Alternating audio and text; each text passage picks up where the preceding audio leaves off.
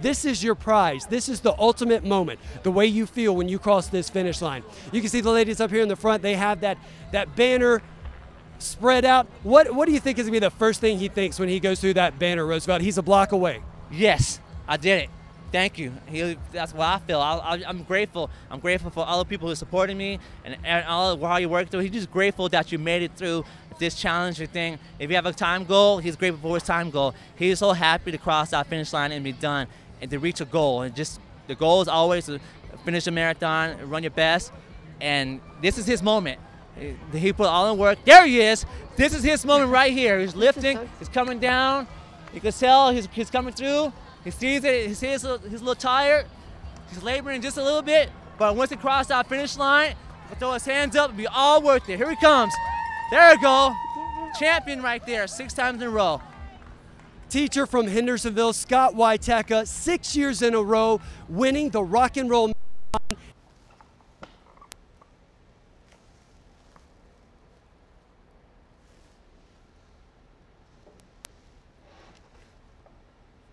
You can see us down here at the finish line. There's Scott holding that banner up. 2 hours and 28 minutes when he crossed.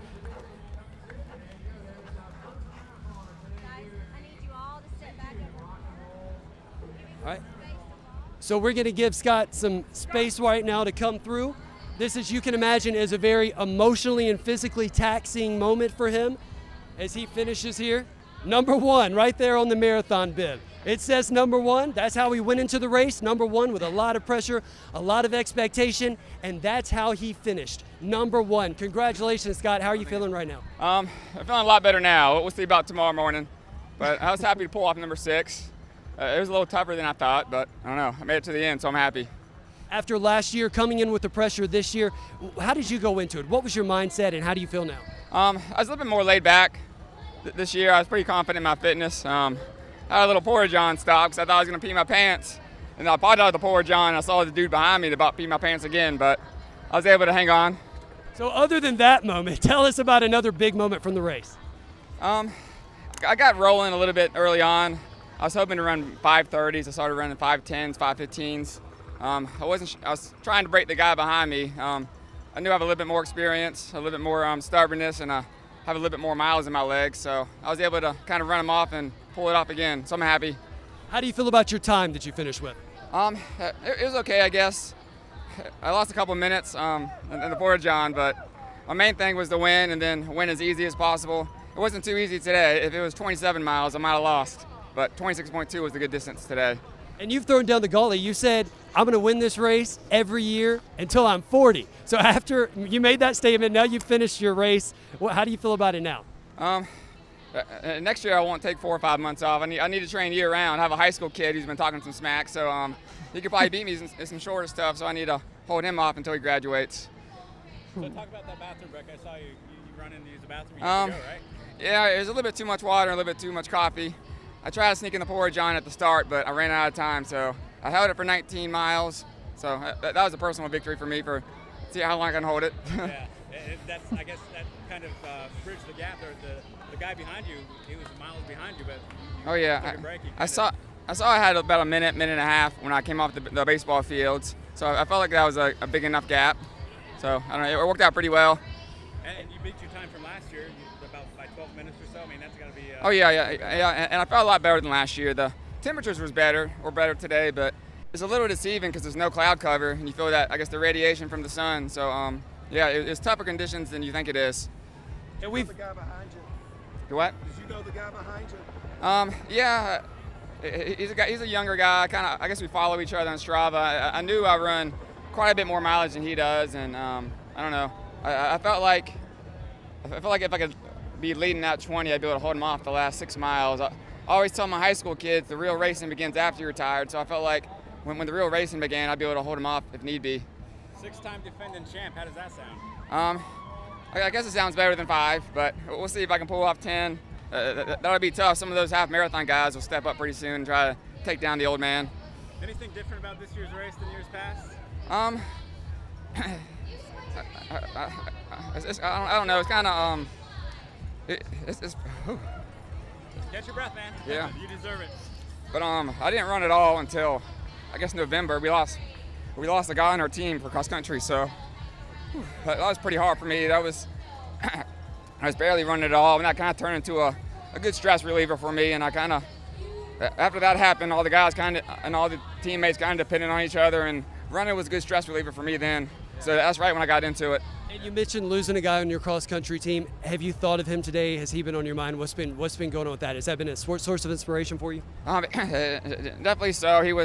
I always told him in high school that I wanted his name on the top 10 times board so people would remember him forever, but he almost got on the board. But I guess after his legacy leaves behind, his name is Coleman Midget. He will be remembered forever. So it's been a tough year, but it's somebody we always think about. Anything else? And I guess the loss of Peter Pressman was hard as well. Every year after the race, we kind of eat together, and he kind of tells me about how he barely held me off. His half marathon time beat my marathon time. So losing those two guys were really, really tough for me this year. And that sense of community within the running community, but also our Nashville community, more than 100,000 people lining the streets today. What does that mean to you as a runner? It definitely kind of keeps you going. Like I've always said, everybody kind of knows people in the race, and I feel like as a local guy, I kind of want to repeat as long as I can. I feel like it's my home turf. I'm a Hendersonville boy, but yeah, I'll claim Nashville as well. Do you think being a local guy gives you an edge at all in this race? A little bit so. I guess the guy who got second is a Lebanon guy, so he's semi-local. But I feel like even though I struggle on the hills, I know the course really well. I kind of know the places where I need to push and try to break people. So it's definitely an advantage for now. Well, congratulations, man. Oh, thank you. I was happy to pull off number 6. Yeah. Unfortunately, second place winner had to be carted off. Obviously, that's a racing term that you mean by when you want to break him, right? You don't want to see anybody. Oh, yeah. Definitely not.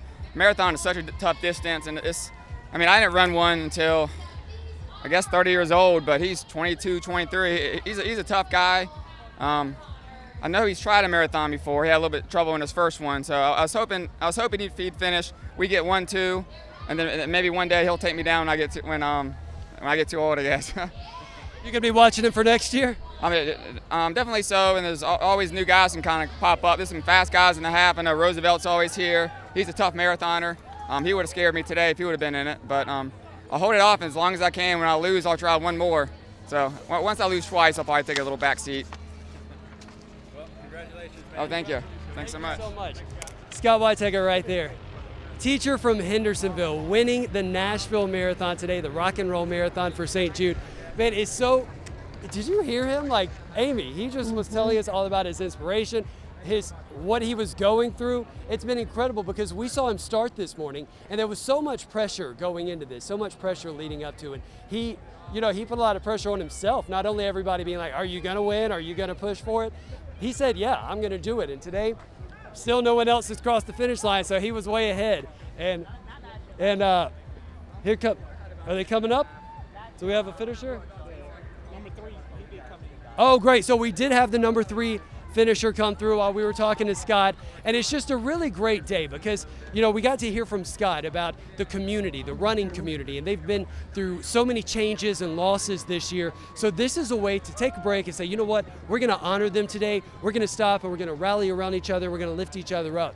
Now there are a lot of people that are going to cross that finish line of this marathon who never thought, trust me from experience, they never thought they would even start a marathon, let alone cross that finish line. So whether they do that in 4 hours or 5 hours and 50 minutes, it doesn't matter because this is a personal race.